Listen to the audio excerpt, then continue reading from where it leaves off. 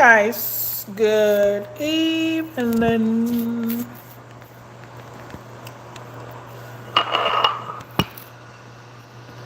Can you tell I'm not ready? Anyways, so this is gonna be a quick video. Um, Actually, I have decided to record as things come up because I do record and I don't get to post. So I'll rather do live videos whenever something comes up. But anyways, how are you guys doing?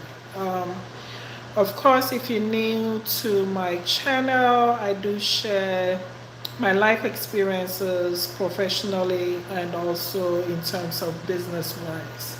Anything that I feel is going to help somebody, or maybe something that I've researched and to come up with that I feel basically will help someone. I've had people watch videos from previous years. Sometimes I don't even recall the video, but people call and ask questions about videos, business, and all those things. So if you're following and watching my videos, thank you. If you're new, this is what I do. My name is Sewa, and I'm the owner and founder of Afric Style Initiatives that promotes the African culture through fashion, shows, and food. So I am currently located in the DMV area in the US. So if you're on this side of the world and you'd like to connect, you can always reach me at africstyleinitiatives@gmail.com, or you can look up our website. It's mineafricstyleinitiatives.com. So into today's topic. I just found myself a couple of months now as that's my food, yo. Anyway, so I just became a behavior analyst a couple of months ago. Some people may say behavior analyst, some may say behavior tech. It's still the same thing. It's still the same job description. Different companies call it different names. So depending on which company you work for, but it's something very common here in the north side of Virginia. Of course, when I was in South Carolina, it wasn't something that was this common. It looks like um, there are more agencies that do behavior tech jobs, just like in-home nursing care. That's how common it is up here. And so it's amazing things that I'm finding out as time goes on. Of course, I haven't been here but 6 months, and I love it. I love the diversity. I love the job opportunities that are so much up here, especially in the social services field. So it's a good thing. So I became a behavior analyst just because I was looking for something to do.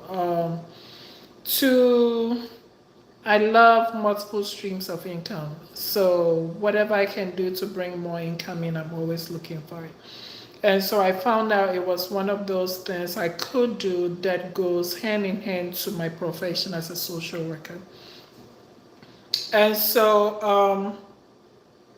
I just found it on online on Indeed, I think. Did I? Yeah, I think I found it on Indeed. And of course, um, due to COVID, I'm sorry. So due to COVID, everything was virtual in terms of training, all these paperwork and everything. Everything was virtual. So that was a good thing. I'm thinking we do have an office in Washington. So basically, it wasn't even going to be an issue if I had to go into the office to do any kind of paperwork to become an employee. Um, it didn't take long, but Okay, so let me start. So ABA or Behavior Tech, ABA stands for an Applied Behavior Analyst. And so what we do is work with mostly people with autism in terms of behavior modification through behavior play or however the goals are to work with people with autism. I do have a background in working with kids with autism or people with autism. As a social worker in residential care, I did have kids that were on the spectrum. And actually, in my full-time position, I do have a couple of individuals on the spectrum as well, but somewhat independent enough to be on their own. So it's something that I've worked with in my profession for a while. But now it's different because it's one-on-one working with people with autism or people living with autism. And so as a behavior tech, depending on your company, you can either work from the office, you can go into the client's homes, you can go into the schools, depending on what every situation is different and every client is different. With mine, I do go to my client's house. So let me start from the top. So the top is the agencies. Every agency is different. I didn't look into different agencies because basically when I looked up something to do part-time, my agency came up. And I'm not going to give any names or specifics what company I work for, but it came up. Training was online. It was a 40 hours required training to become certified to be a behavior tech. Um, with mine, because of the time I applied and when orientation and everything was scheduled, I had less than 2 weeks to complete a 40-hour training. And again, everything is online. It was very intense because I do work full time. And so having to go through a 40-hour training was very intense and very difficult. There were times that I had to, I think I had less than 2 weeks, less than 14 days, because I do remember when I found out I had a deadline to complete my certification. The time was very crunch. I had to stay up sometimes to 2, 3, 4, 5 in the morning to finish just one section. And so it was very intense. But of course, I was able to finish it. We did have, I'm thinking, 2 days orientation via Zoom. Um, and couple of individual sections with your group leader. So with the company that I work for, I do have, so I'm a behavior tech. I do have somebody above me, direct supervisor above me, who has a degree in behavior tech.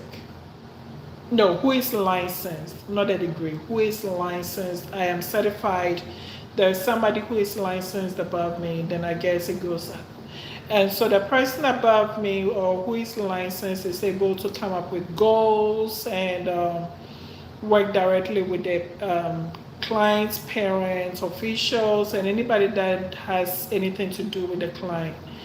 The licensed person works directly with them, and I do work directly with the client. And so, to make this video short, basically I wanted to share my experience as a behavior tech. And that was because when I was getting into this, I did do my research. And actually there's a lot of information out there in terms of the system that's being used, the programs that are being used, because basically it's similar. All these companies, they are different companies, but basically they use the same system to operate. So it made it a little easier to find out. But at the same time, it comes down to clients. It makes it's although they use the same system in every company, it's different when you come to clients because it's individualized goals that you work with the clients on. And so if you in the school system is going to be different, if you in the client's home is going to be different because basically they in their element when you go to their home. And so you have to fight with all these behavior from the client, then of course the environment, all the forces, family and friends that are all around. So it makes it a little different. Then of course if the client comes to the office, that makes it different as well. But so far it's been great. My advice is getting to know your client. I've only been doing this less than 2 months. Less than 2 months. Um, and with the company that I work with, of course, I'm doing this part time. They are very flexible, and in terms of clients, they do give you clients based on your availability. And right now, I do have only one client, and that is my preference. Um, it's Monday through Friday. I wanted the weekends to be very flexible, so in case I need to cancel any weekday appointment, I can move it to a weekend, and that's the only reason why I took that schedule. Also, I didn't want to overwhelm myself. It's something that I wanted to do as one, building my profession, also getting extra income, but I didn't need anything to stress me out. And so the schedule works very well. My first couple of weeks, we took time. Of course, I do have my client is in the teens, so she is very matured. She is in high school, loves school, goes to school, live a normal life. And so with mine, it's kind of easier compared to, this is just my assumption, working with kids, compared to maybe a little child between the ages of maybe 4 to 12, where they are more active, where you have to, there are more behaviors that are seen in those age groups. And so that's the difference.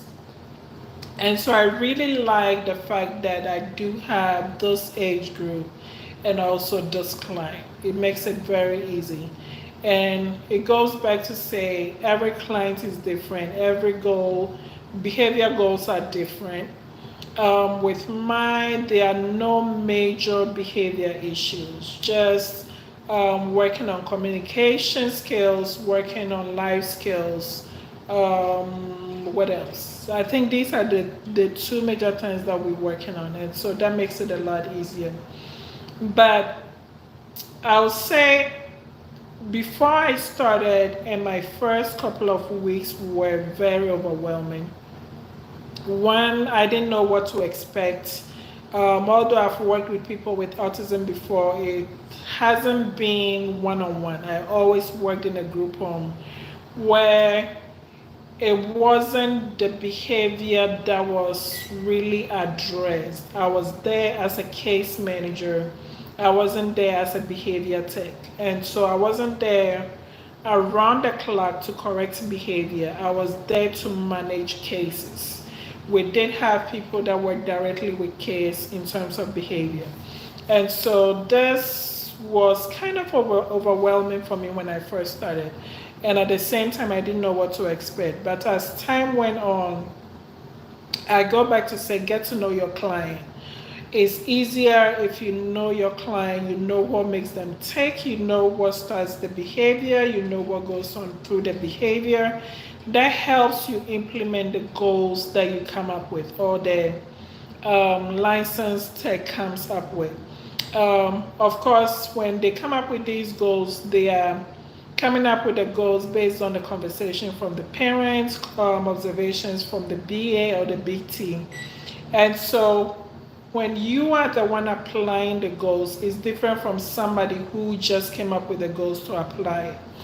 I always say, depending on your client, with mine, she's in the teens. She's lived this number of years with this behavior. And so you're not coming in to change a behavior within a couple of days.